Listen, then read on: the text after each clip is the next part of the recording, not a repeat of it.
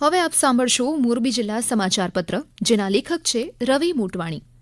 મોરબી જિલ્લા ખેતીવાડી કચેરી દ્વારા ખેડૂતો માટે જંતુનાશક દવાના ઉપયોગ વખતે ધ્યાનમાં રાખવાની બાબતો અંગે માર્ગદર્શિકા બનાવવામાં આવી છે.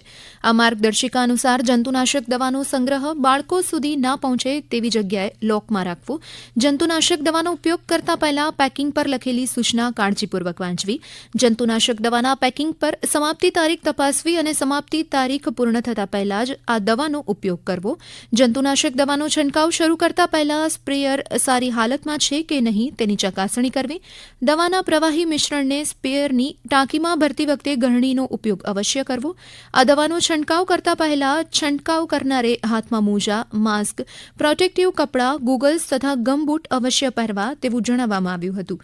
હવામાન ખાતાની આગાહી અનુસાર મોરબી જિલ્લામાં કમોસમી વરસાદની સંભાવના છે. તેને ધ્યાને લઈને નાયબ બાગાયત નિયામકની કચેરી દ્વારા બાગાયતી પાકોની ખેતી કરતા ખેડૂતોને તૈયાર થયેલા ફળ અને શાકભાજી ઉતારી લેવા તેમજ તૈયાર ખેત પેદાશો સલામત સ્થળે ખસેડી લેવા, ઉત્પાદન અવસ્થાના બાગાયતી પાકોને સુરક્ષિત સંગ્રહ કરવા, બાગાયતી પાકોમાં પિયત ટાળવું તેમજ કેળા, પપૈયા, દાડમ તથા જામફળ જેવા ફળ પાકોમાં ટેકા આપવા તથા થડની આજુબાજુ માટી લગાવવી વગેરે પગલાં તાત્કાલિક લેવા જણાવવામાં આવ્યું છે.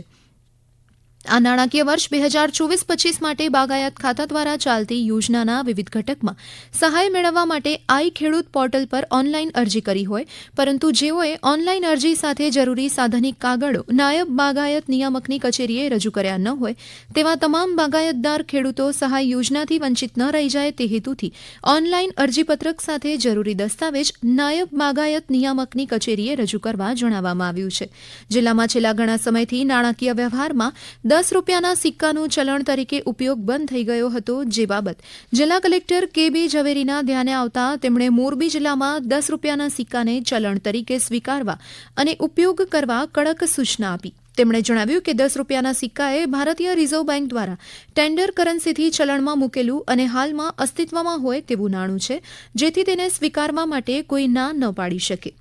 મોરબી જિલ્લા વહીવટીતંત્ર દ્વારા ચોમાસામાં ભારે વરસાદ, પૂર, વાવાઝોડાની પરિસ્થિતિમાં દુર્ઘટના કે કુદરતી આપત્તિનો ભોગ બનેલ લોકો સુધી શક્ય તેટલી ઝડપથી મદદ પહોંચી શકે અને તાલુકા કક્ષાએ આપત્તિ વ્યવસ્થાપનની કામગીરીનું સુચારુ સંચાલન થઈ શકે તેવા આશય સાથે જિલ્લા કલેક્ટર કે.બી. ઝવેરીએ તાલુકા કક્ષાએ લાયઝન અધિકારીઓની નિમણૂક કરી છે. ગુજરાત રાજ્ય શ્રમ અને રોજગાર વિભાગ નિયામક રોજગાર અને તાલીમ હેઠળની મોરબી જિલ્લાની સરકારી આઈટીઆઈ મોરબી, માળિયા મિયાણા, હળવદ, ટંકારા તથા વાંકાનેર ખાતે ચાલતા વિવિધ પ્રકારના એનસીવીટી તેમજ જીસીવીટી પેટર્નના અભ્યાસક્રમો વ્યવસાયોમાં પ્રવેશ વર્ષ 2024 માટેની પ્રથમ તબક્કાની પ્રવેશ પ્રક્રિયા માટે ઓનલાઈન પ્રવેશ ફોર્મ ભરવાની પ્રક્રિયા શરૂ કરવામાં આવી છે. ઉમેદવાર ઇન્ટરનેટના માધ્યમથી ITI.admission.gujarat.gov.in વેબસાઇટ પરથી ઓનલાઈન પ્રવેશ ફોર્મ ભરી શકશે.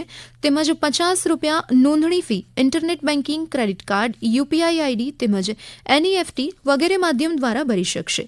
અથવા આ સંસ્થા પૈકી નજીકની કોઈપણ સરકારી ઔદ્યોગિક તાલીમ સંસ્થા ખાતે ઓનલાઈન પ્રવેશ ફોર્મ ભરી આપવામાં આવશે. જિલ્લાના દરેક આઈટીઆઈ ખાતે 10 થી 5 વાગ્યા દરમિયાન ઓનલાઈન પ્રવેશ ફોર્મ ભરવાની કામગીરી માટે તેમજ આઈટીઆઈ અંગે માર્ગદર્શન આપવા માટે માર્ગદર્શન સેન્ટર કાર્યરત છે. ઓનલાઈન પ્રવેશ ફોર્મ ભરવા માટેની છેલ્લી તારીખ 13 જૂન છે. વધુ માહિતી માટે સંસ્થાની વેબસાઇટ ITI.morbi.gujarat.gov.in ની મુલાકાત લેવા અનુરોધ કરવામાં આવ્યો છે.